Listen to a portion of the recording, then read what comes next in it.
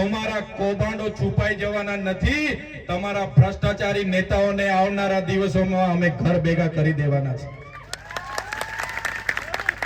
ઘર ભેગા કરી દેવું પડશે. આ વિસ્તારમાં જંગલ ખાતાના અધિકારીઓ પણ આપણા લોકોને ખૂબ હેરાન કરે છે. અહીંયા દીપડાઓ બહારથી લાવીને છોડી દેવામાં આવ્યા છે. આપણી દીકરીઓ પર હુમલા થાય છે, બહેનો પર હુમલા થાય છે. અત્યાર સુધી એટલું મોટું જંગલ હતું ત્યારે કોઈ વાઘ ને કોઈ દીપડા નહોતા આવતા. હમણાં દીપડાઓ બહારથી લાવીને આપણા લોકોને હેરાન કરવા માટે અહીંયા છોડવામાં આવે છે અને આપણા લોકોને હેરાન પરેશાન કરે છે. ત્યારે એ જંગલ ખાતાના અધિકારીઓને પણ આ મંચ પરથી કહેવા માંગુ છું, તમારું જંગલ ખાતું 1927 માં આવ્યું છે. અમારો આદિવાસી આ જંગલો વચ્ચે હજારો વર્ષથી રહે છે. અમારા આદિવાસીઓને હેરાન કરવાનું બંધ કરી દેજો, નહીં તો જે દિવસે અમે આ રસ્તા પર ઉતરીશું ને તે દિવસે તમારા જંગલ ખાતા પણ અહીંયા નજરે પડવાના નથી. શા માટે દીપડા લાવીને અહીંયા છોડો છો ભાઈ? અમારા લોકોને હેરાન પરેશાન કરો છો. ત્યારે જંગલ ખાતા વાળાને પણ આપણે કહી દેવાનું છે. અને સાથીઓ, આજે આપણી જમીનો પર બહારના લોકોની નજરો છે. તમે જોયું હશે કેવડિયામાં જે પ્રકારે રોજગાર આપવાની વાત હતી, આજે ત્યાંના લોકોને અંદર પ્રવેશ નથી કરવા દેતા. પોતાની ગાડી પણ બહાર મુકાવે છે. મહિલાઓના ઝૂંપડા બધા તોડી નાખવામાં આવે છે. અમને વિકાસ સાથે કોઈ વાંધો નથી. વિકાસ બધાનો જ કરો, અમારો પણ વિકાસ કરો. પણ જે વિકાસના નામે અમારા લોકોની જમીનો છીનવવાની વાત કરે છે આ સરકાર, ત્યારે સરકારને પણ હું કહેવા માંગુ છું આ મંચ પરથી કે વિકાસના નામે હવે પછી જો તમે કોરિડોરમાં અમારા લોકોની જમીનો લેવાની વાત કરશો, હાઈ ટેન્શન લાઈનોમાં જમીનો લેવાની વાત કરશો, હાઈ સ્પીડ કોરિડોરમાં જમીનો લેવાની વાત કરશો, ડેમોના નામે જમીનો લેવાની વાત કરશો, તો અમે એક પણ ઇંચ જમીન આપવાના નથી. પછી પણ તમે અમને હેરાન અને પરેશાન કરીને જમીન છીનવવાની વાત કરશો તો તે દિવસે આ રોડ પર અમે ધારિયા, પાલિયા અને ભાલા તીરકામઠા લઈને ઉતરીશું. ભાલા, પાલિયાર અને તીરકામઠા અને ધારિયા અમે ઘરમાં કઈ શણગાર માટે નથી મૂક્યા, અમારી રક્ષા માટે છે. અને જે દિવસે અમારા સમાજ પર ઉની આંચ આવશે એ દિવસે ઓજારો લઈને પણ રોડ પર ઉતરીશું. ગાંધીનગર જવાનું થશે તો ગાંધીનગર પણ રેલો જશે અને ગાંધીનગરમાં જઈને નેપાળ વાળી કરવાની ફરજ પડશે તો ગાંધીનગરમાં નેપાળ વાળી કરીને પણ સત્તા પરિવર્તન કરીશું. ત્યારે આ વિસ્તારમાં, આ પંચાયતમાં કેટલાક સરપંચોને આ સભામાં નહીં આવવાનું, નહીં જવાનું એમ કરીને ભાજપના કેટલાક નેતાઓ અમારા આગેવાનોને ડરાવતા હતા, અમારા સરપંચોને દબાવતા હતા, બીવડાવતા હતા કે ભાઈ ચૈતર વસાવાની સભામાં જશો તો તમને કઈ વિકાસ નહીં કરીએ, ફલાણું નહીં કરીએ, ઢીકણું નહીં કરીએ, તમારે ત્યાં જીબી વાળાને રેડ કરાવીશું, પોલીસ વાળાને રેડ કરાવીશું, તમારું પાણી બંધ કરી દઈશું, તમારો રસ્તો બંધ કરી દઈશું, એમ કરીને ભાજપના લોકોએ ખૂબ અમારા લોકોને ડરાવ્યા છે.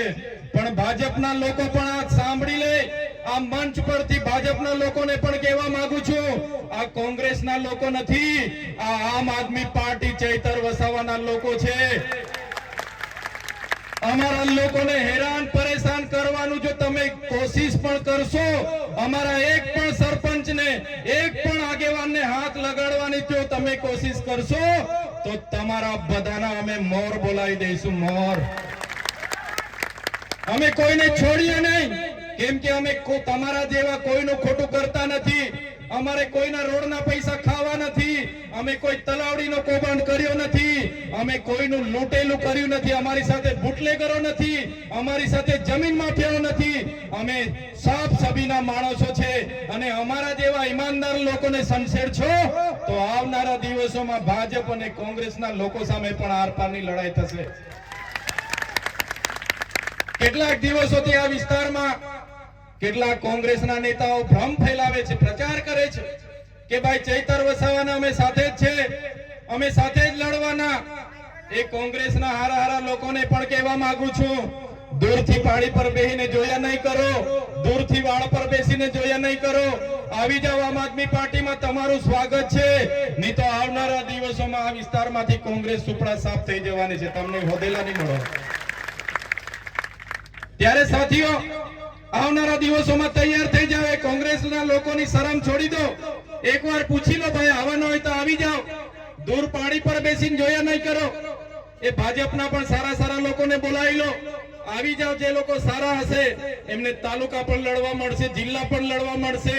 એ લોકોને આવનારા દિવસોમાં સત્તા પણ બનાવીશું, એમાં પણ લઈ જઈશું. પણ જે લોકો આપણા લોકોને હેરાન પરેશાન કરીને રંજાડવાની વાત કરશે એવા લોકોને તો આપણે છોડવા માંગતા નથી. અહીંયા પોલીસ અધિકારીઓ આપણી વ્યવસ્થામાં ઉભા છે, એમના માટે જોરદાર તાળીઓ પાડી લો. પણ એવા કેટલાક પોલીસ અધિકારીઓ એસી ચેમ્બરમાં બેસીને આપણા લોકોની જમીનો છીનવવા માટેના આદેશો કરે છે. આપણા લોકોને રોડ પર ઉભા રાખીને પકડો અને દંડ ઉઘરાવો એવી સૂચનાઓ આપે છે. એવા ઉચ્ચ પોલીસ અધિકારીઓ પણ સાંભળી લે. આ આદિવાસી વિસ્તાર છે, અનુસૂચિત વિસ્તાર છે, પૈસા એક વિસ્તાર છે. અહીંયા ગામ સભાનો પાવર લાગે છે. તમે કોઈને પૂછ્યા વગર કોઈ પણ ગામમાં ઘૂસી જશો, કોઈને પૂછ્યા વગર અમારા લોકો સાથે દંડાવાળી કરશો, અમારા લોકોને હેરાન કરવાનું પરેશાન કરવાનું કરશો તો અમારો પણ સમય આવશે અને એ દિવસે તમારો બધાનો પણ હિસાબ કિતાબ અમે કરી દઈશું. એ પોલીસ અધિકારીઓ જો ઉચ્ચ કક્ષાના છે, એ કેટલાક ભાજપના ધારાસભ્યને, કેટલાક ભાજપના સાંસદના ઇશારે આ વિસ્તારમાં અમારા અધિકારીઓ, અમારા આગેવાનોને હેરાન પરેશાન કરવાનું કામ કરે છે. પ્રોજેક્ટના નામે અમારા લોકોની જમીનો લેવાનું કામ કરે છે. એવા એસી ચેમ્બરોમાં ગાંધીનગર બેઠેલા પોલીસ અધિકારીઓને પણ કહેવા માંગુ છું, અમારા આદિવાસીઓને હેરાન પરેશાન વાળી કરવાનું ભૂલી જજો. અને જે પાડલિયામાં થઈ છે એવી ઘટના આવનારા દિવસોમાં વિસ્તારમાં પણ થશે અને નેપાળ તો નેપાળ વાળી પણ કરીશું. અમે કોઈના બાપથી ડરતા નથી. અમે આ જમીનના માલિકો છે, અમે મૂળ માલિક આદિવાસીઓ છે, ત્યારે કોઈને પણ ડરવાની જરૂર નથી. સાથીઓ, તલાટીથી લઈને કલેક્ટર સુધી, હોમગાર્ડ થી લઈને એસપી સુધી અને ધારાસભ્ય હોય કે સાંસદ હોય, મંત્રી હોય કે તંત્રી હોય કે સંત્રી હોય, મુખ્યમંત્રી હોય, એમની ગાડીઓનો, એમનો પગારનો ખર્ચો તમારા બધાના ટેક્સમાંથી આવે છે. કલેક્ટરનો પગાર તમે આપો છો, એસપી પીએસઆઈ નો પગાર તમે ચૂકવો છો, અમારા જેવા નેતાનો પગાર પણ તમે ચૂકવો છો. એટલે અમારા સેવા લોકો સામે અને કલેક્ટરો સામે કે એસપી સામે બે હાથ જોડીને સાહેબ સાહેબ કરવાની જરૂર નથી. ક્યાંય પણ તમારું કામ હશે, એ પોલીસ સ્ટેશન પણ આપણું છે, એ કલેક્ટર કચેરી પણ આપણી છે, એ એસપી કચેરી પણ આપણી છે. વડ કે સાથ માલિકની જેમ જજો અને તમારા જે સેવકો છે એમને તમારા કામનો આગ્રહ કરજો. તમારું કામ નહીં કરી આપે, તમારી સાથે છીછરાઈ વર્તન કરશે, તમારી સાથે અત્યાચાર કરે તો આ ચૈતર વસાવા અને આમ આદમી પાર્ટી બેઠી છે, એમને જવાબ આપણે એટલો જવાબ પત્રથી આપીશું. ત્યારે સાથીઓ, આ વિસ્તારના કેવડિયાના લોકો માટે અમે લડીએ. આ વિસ્તારમાં જે કૌભાંડો થયા નલ સે જલ માટે લડ્યા, આ વિસ્તારમાં જે મનરેગાનું કૌભાંડ થયું એના માટે લડ્યા, આ વિસ્તારના ખેડૂતોને જ્યારે કપાસનો ભાવ નહોતો મળતો એના માટે અમે લડ્યા, આ વિસ્તારના બાળકોને સારું શિક્ષણ મળે એના માટે અમે લડીએ. ત્યારે આ ભૂપેન્દ્રભાઈ પટેલની ભાજપની સરકારને ગમ્યું નહીં. એમના કેટલાક અહીંના ઉચ્ચ અધિકારીઓ ભાજપના એજન્ટ બનીને કામ કરતા હતા. એને કીધું કે ચૈતર વસાવા પર એફઆઈઆર કરો અને ચૈતર વસાવા પર સામાન્ય બાબતમાં એક ખોટી એફઆઈઆર કરવામાં આવી. મને ત્યાં ડેડિયાપાડા પકડી લેવામાં આવ્યો. પકડી લઈને જબરજસ્તીથી આ પોલીસના અધિકારીઓએ રાજપીપળા લાવવા માટે ઘસડીને મને જીપમાં બેસાડી દીધો. મેં કીધું હું ધારાસભ્ય છું, મેં પણ અરજી આપી છે, શું થયું એની વાત કરો. મારા પરિવારના લોકો આવ્યા કે ભાઈ શું થયું, પણ ઉપરથી ઓર્ડર છે અને અમારે તો પકડવા જ પડશે, લઈ જવા પડશે, નહીં તો અમારી નોકરી જશે એમ કરીને પીઆઈ પીએસઆઈ એમના ડીવાયએસપી એ લોકોએ અમને પકડી લીધા. મને રાજપીપળા લઈ આવ્યા, જેલમાં રાખ્યો. પહેલો દિવસ મને જૂની જેલમાં રાખવામાં આવ્યો. ત્યારે મારા નિરંજનભાઈ હોય, વિક્રમભાઈ હોય, આશુતોષભાઈ હોય, મારા ધર્મેશભાઈ હોય, કિરણભાઈ હોય, બધા મારા યુવાન સાથીઓ મળવા માટે આવ્યા. એમણે કીધું સાહેબ, ચૈતરભાઈ માટે અમે ટિફિન લાવ્યા છે, ચૈતરભાઈના કપડા લાવ્યા છે, અમને મળવા દો. ચૈતરભાઈ શું ગુનો કર્યો તમે લઈ આવ્યા, અમને જવાબ આપો.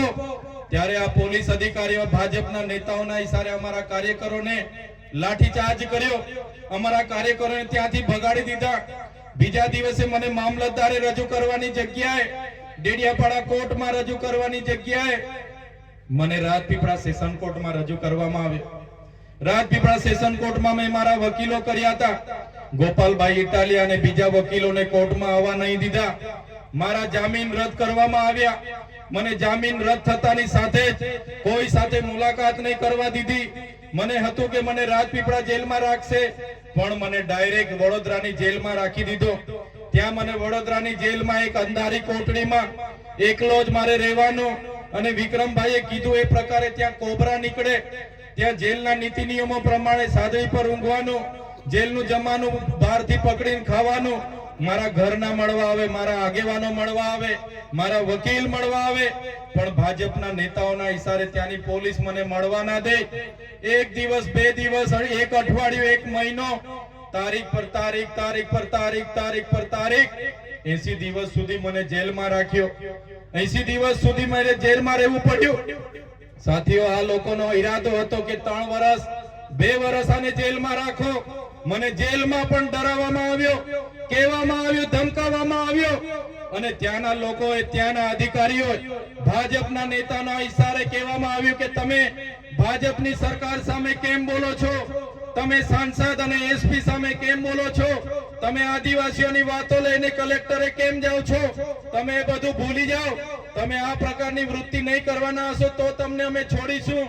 ત્યારે જેલમાં પણ આ તમારા દીકરા ચૈતરભાઈ એ લોકોને કીધું હતું કે તમારે જેટલી જેલો કરવાની હોય તેટલી કરી દો, આ ચૈતરભાઈ વસાવા આદિવાસી સમાજ માટે છેલ્લા શ્વાસ સુધી લડશે।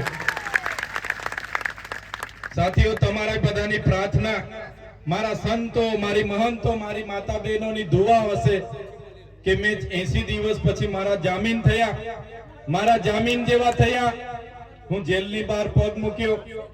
નિરંજનભાઈ હોય, વિક્રમભાઈ, અમારા આશીષભાઈ, અમારા વિજયભાઈ, આ તમામ આગેવાનો મને લેવા માટે આવ્યા। મને કીધું, સાહેબ, જામીન તો અમે જેમ તેમ તમારા કરાવી દીધા છે, પણ આ ભાજપ સરકારની ઈશારે, નર્મદાના એસપી ના ઈશારે તમને આ જિલ્લાની બહાર માટેની માંગ કરવામાં આવી હતી, તમને આદિવાસી વિસ્તારની બહાર જવા માટેની માંગ કરવામાં આવી હતી, તમને તડીપાર કરવાની માંગ કરવામાં આવી હતી। સાહેબ, નામદાર હાઈકોર્ટે તમને બધા જિલ્લાઓની બહાર તો નથી કર્યા, પણ તમારા મત વિસ્તારમાં તમને પ્રવેશબંધી ફરમાવી છે। તમારા મત વિસ્તાર ડેડિયાપાડામાં તમારે પગ નથી મૂકવાનો, તમે ડેડિયાપાડામાં પગ મૂકશો એટલે ફરી તમને જેલ થશે। હવે વિચાર કરો સાથીઓ, આજે જે ડેડિયાપાડાના લોકો